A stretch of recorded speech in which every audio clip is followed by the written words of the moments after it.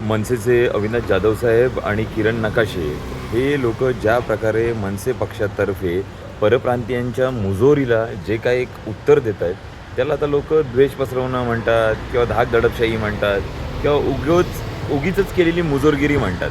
पण मला त्याच्यात काही तथ्य वाटत नाही. कारण परवा मला एका कोल्हापुरातल्या माझ्या जुन्या मित्राचा फेसबुकवर मेसेज आला की अमोल, मला तुझ्या मदतीची गरज आहे.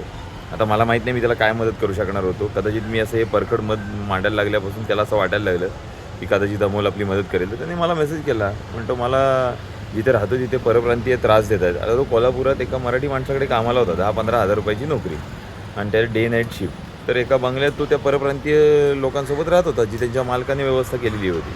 तिथे ही लोकं त्याला मानसिक त्रास देत होती, त्याचा छळ करत होती, सारखं त्याला टाकून बोलणं, त्याला टॉर्चर करणं, पंखाच कसा लुटवलास, लाईटच बंद कर, इथे झोपू नको, तिकडे जा झोप, तुझी इथे जागाच नाही आहे, ही राहायची व्यवस्था तुझ्यासाठी नाही आहे, तू गाडीत झोपला पाहिजेस, हे आमच्यासाठी आहे. आणि ह्या बाबतीत तो बिचारा आता कामाला होता तिथे, तर बरेच दिवस त्याने सहन केलं. मग एक दिवस तो त्या मालकाकडे गेला, मालकाला सांगितलं की हे लोक मला त्रास देतात. पण तो मालकाने त्याच्याकडे लक्ष नाही दिलं. मग एक दिवस ह्यानेच चिडून त्याचा प्रतिकार करण्याचा प्रयत्न केला, पण त्यातनं पण काही निष्पन्न नाही झालं. शेवटी त्याला ते काम सोडून पुन्हा कोकणात परतावं लागलं.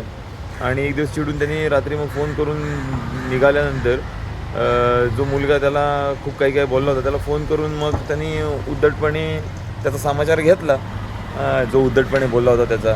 तर त्याने जाऊन त्याच्या मालकाला सांगितलं. तर तो मालक उलटा मराठी माणूस त्या मुलाला फोन करून धमकी देतो की तू जिकडे कुठे आहेस तिकडे येईन आणि मी तुला गायब करून टाकेन, तुला पकडून घेऊन जाईन, तुला मारेन, अशा प्रकारची धमकीवाजा त्याला मेसेजेस वगैरे काय फोन वगैरे करायला लागला.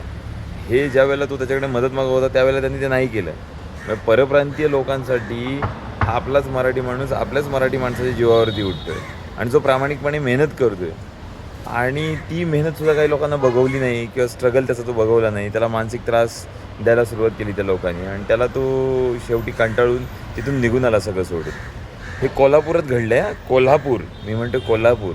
आणि तिथे एक मराठी माणसाकडेच आपला मराठी माणूस कामाला होता, तिथे हे घडलं आहे. तुम्ही विचार करा आणि मग ठरवा. आता याला द्वेष पसरवणं म्हणतात की आणखी काय म्हणतात ते तुमच्या भाषेत तुम्ही उत्तरं द्यायला यालच.